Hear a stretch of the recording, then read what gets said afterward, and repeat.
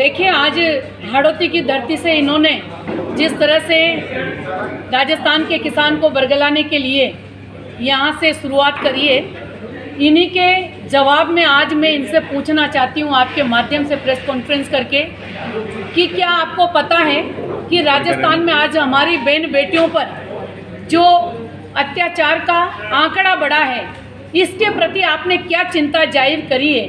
क्या आपको इस हाड़ौती की धरती पर आने का अधिकार है जिस कोटा में हमारी बहन का गला रेत कर हत्या कर दी जाए, जिस बूंदी में हमारी बहन के पैर काटकर उसकी कड़ियाँ लूटने का प्रयास किया जाए, आज तक उसको न्याय नहीं मिले?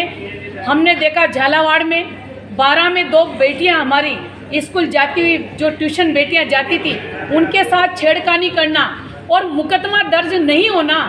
जयपुर के अंदर पढ़ने जाने वाली हमारी नाबालिग बहन के साथ जिस तरह का मामला होना, झुंझुनू की घटना, बांसवाड़ा की घटना, उदयपुर की घटना और भीलवाड़ा की हमारी जो कोटड़ी गांव की घटना है कि हमारी बेटी को जलती हुई भट्टी में टुकड़े टुकड़े करके डाल देना, क्या उसको न्याय देना चाहते हो? ईमानदारी से अगर उसको न्याय देना चाहते हो और उसकी आत्मा को संतुष्टि मिले तो आप पूरे राजस्थान का आंकड़ा उठा लो और आपने पूरे 5 साल के अंदर हमारी बहन बेटियों को न्याय दिलाने के लिए क्या किया? क्या कभी आपने चर्चा भी करी क्या कभी इस बात का आपने इस बात के लिए मुंह भी खोला क्या कि हाँ, हम हमारी बेटियों के सुरक्षा और मान सम्मान के लिए कुछ काम तय करेंगे?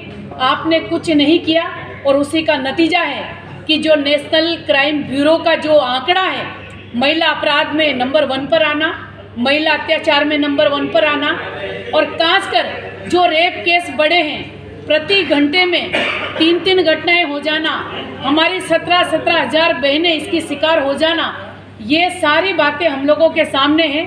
मैं तो आज के दिन इतना ही कहूँगी कि ये जो महिला अत्याचार का आंकड़ा है, ये लगातार बढ़ रहा है और चिंता की बात राजस्थान में है। हमारी बहन बेटियाँ किसी भी हालत में इनको सपोर्ट करने वाली नहीं है।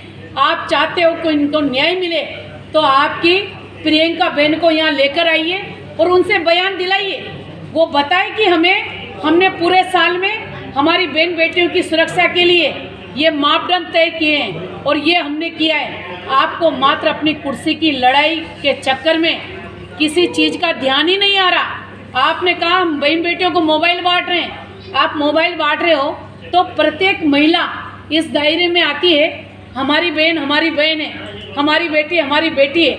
आपने कितनी महिलाओं को मोबाइल दिए और किस तरह से मोबाइल में भी आपने लूट खसोट मचाने का काम किया, उसमें भी भ्रष्टाचार की बू आती है और भ्रष्टाचार तो इनका बहुत सारा है। लेकिन मैं तो इतना ही कहूँगी कि आप महिला अत्याचार पर बात करेंगे तो निश्चित तौर पर आपको, हमें लगता है कि आप राजस्थान की बहनों के लिए चिंता कर रहे हो। मात्र यहाँ आकर ये शंखनाद करना कि हम राजस्थान के किसानों को ये बताने आ रहे हैं कि ERCP में केंद्र सरकार ने क्या किया, ये आप सबको मालूम है केंद्र सरकार ने क्या किया।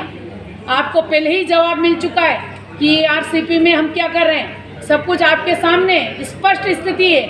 3-3 4-4 बार योजना का सर्वे करवा लेना, योजना बनाना और योजना आयोग का जो नियम है, उन नियमों के आधार पर हम सब कुछ कर रहे हैं। लेकिन मात्र बहनों को बरगलाने का काम करना, किसानों को बरगलाने का काम करना, आपको न अलवर की बहन भूल रही है, न आपको जोधपुर की बहन भूल सकती, न आपको जयपुर की बेटियां भूल सकती, न आपको भीलवाड़ा की बहन भूल सकती है। निश्चित तौर पर आपने तुष्टीकरण की नीति को अपनाने का काम किया है और साथ ही जिस तरह से राजस्थान सरकार में जो हालात बने हुए हैं, जो डर का साया है, ये सबका विषय जो है वो आप सबके सामने है।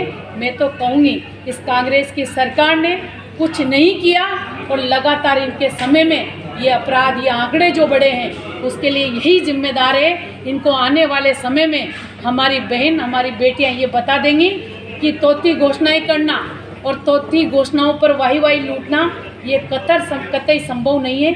यही मेरा इसमें कहना है। जय हिंद, जय भारत। हाँ, देखिए, मैं जिस विधानसभा से आती हूँ और आप हमारे प्रत्येक विधायक से, चाहे कांग्रेस का हो या बीजेपी का, उनसे पूछेंगे तो आपको पता लग जाएगा कि क्या है। लगातार महिलाओं को बुला लेना तहसील हेडक्वार्टर पे या कहीं भी बुलाना, और बुलाकर 200-200 रुपये उनका किराया लग रहा है, वो जीप करके आ रही है। जैसे मेरे यहाँ कापरेन में बुला लिया, 200 महिलाओं को बुलाना और 50 को मोबाइल देना, और मोबाइल की क्वालिटी तो चेक करो, अभी आपको पता लगेगा कि किस क्वालिटी के किस रेट में इन्होंने मोबाइल खरीदे हैं। ये भी हम बंटाधार जो इन्होंने किया है, निश्चित तौर पर इस आंकड़े को भी हम लेके आएंगे। ये बहुत बड़ा भ्रष्टाचार का खेल इसमें खेला गया है। तो मैं तो यही कहूँगी कि इन्होंने लगातार बहनों के साथ अन्याय किया है। आप तो यही देख लीजिए ना, अभी कल ही एक बहन का फ़ोन आया है, आपने तोती घोषणा कर दी कि हम पढ़ी लिखी बहनों को संविदा पे कॉलेजों में नौकरी दे रहे हैं। आप क्या कर रहे हो? 2 महीने रखते हो, 3 महीने रखते हो, 4 महीने घर बिठा देते हो। क्या कारण है इसका?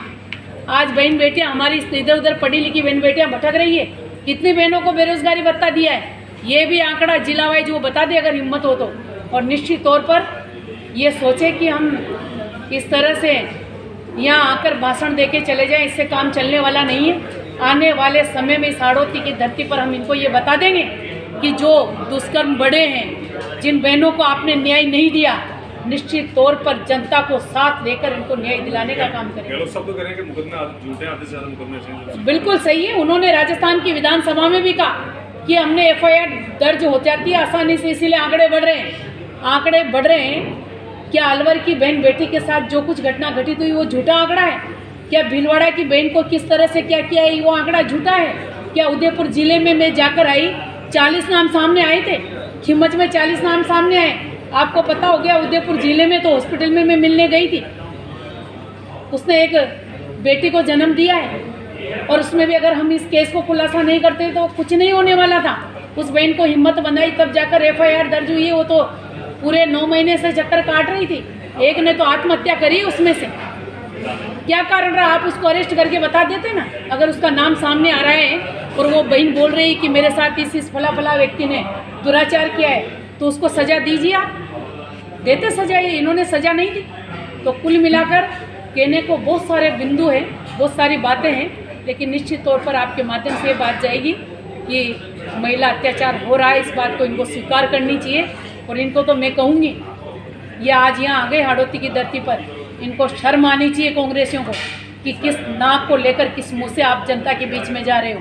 महिला अत्याचार के आंकड़े तो देख लो, झूठे आंकड़े आप बता रहे हो, लेकिन एक एक आंकड़े पे तब में चले जाओ जिले वाइज, आपको पता लग जाएगा। सम्मान्य जिलाध्यक्ष जी भी हमारी कुछ बात कहेंगे तो